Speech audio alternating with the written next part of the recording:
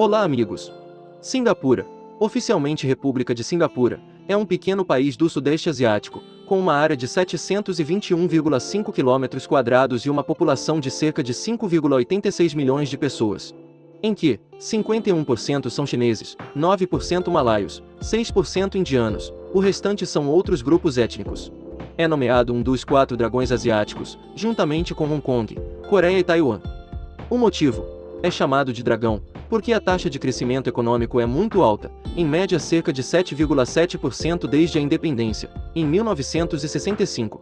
Ao mesmo tempo, o processo de industrialização também é acelerado, entre meados dos anos 1960 e 1990. Hoje, é um dos países mais ricos do mundo, com um PIB per capita em paridade de poder de compra de 101.376 dólares. Com esse número, não precisamos discutir sobre o alto padrão de vida de Singapura. A pergunta é, por que eles são tão ricos? Primeiro, veremos o que está disponível. Em termos de recursos naturais, Singapura tem 0 reservas. Tem muito pouco, então nós o consideramos como nenhum. Geograficamente, Singapura está localizada perto do Estreito de Malaca, uma das rotas marítimas mais movimentadas do mundo. Desde os tempos antigos, tem sido usado por comerciantes de Roma, Grécia, China e Índia para o comércio de mercadorias. Devido à sua importância, o Império Britânico pôs os pés aqui, em 1818. Naquela época, a área tinha apenas cerca de 1.000 habitantes.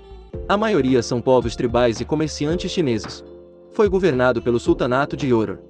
Em 1819, Stanford Raffles, um estadista inglês, negociou um tratado com o Reino de Yoror. Assim, os britânicos construiriam um porto marítimo na ilha de Singapura e pagariam uma taxa anual. Imediatamente após a conclusão, os britânicos tomaram uma decisão sábia: Singapura era um porto livre. Ou seja, quem realizar a transação em Singapura não terá que pagar taxas ou usufruir de incentivos fiscais. Ouvindo as notícias, os mercadores afluíram à ilha e a atividade comercial aumentou rapidamente. Em 1824, a população da ilha havia crescido para cerca de 10 mil. E a transação comercial total é de 22 milhões de dólares. Também em 1824, os britânicos adquiriram todos os direitos para governar a ilha. Eles permitem que imigrantes de todo o mundo entrem e saiam à vontade. Em pouco tempo, Singapura atraiu um grande número de imigrantes da China, Malásia, Índia, países árabes e da Europa. A maioria deles vem aqui principalmente para negociar, escapar da guerra ou da fome em sua terra natal. Nas décadas seguintes, Singapura tornou-se um importante porto marítimo da região e do mundo. Graças à invenção do navio a vapor e à abertura do Canal de Suez, em 1869, o comércio no porto desenvolveu-se rapidamente. As mercadorias são enviadas para países da Eurásia, reduzindo significativamente o tempo e os custos. Em 1880, mais de 1,5 milhão de toneladas de carga passavam por Singapura cada ano, com cerca de 80% da carga sendo transportada por barco a vapor. Singapura está se tornando cada vez mais próspera.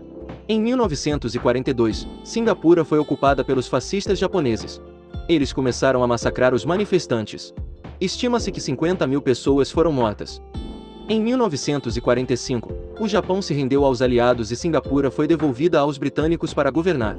Grande parte da infraestrutura foi destruída durante a guerra, incluindo parte do sistema portuário de Singapura. Além disso, as pessoas caíram na pobreza, na doença e na violência generalizada, vivenciando a guerra, fazendo com que a população local comece a promover o nacionalismo e anseie por sua própria independência. Em 1959, Singapura foi autorizada a formar um governo separado. Lee Kuan Yew tornou-se o primeiro primeiro-ministro do país. Após suas engenhosas e habilidosas negociações, em 1965, Singapura tornou-se oficialmente um país independente. No entanto, no momento, não é tão próspero quanto antes. Cerca de 14% das pessoas estão desempregadas e sem teto.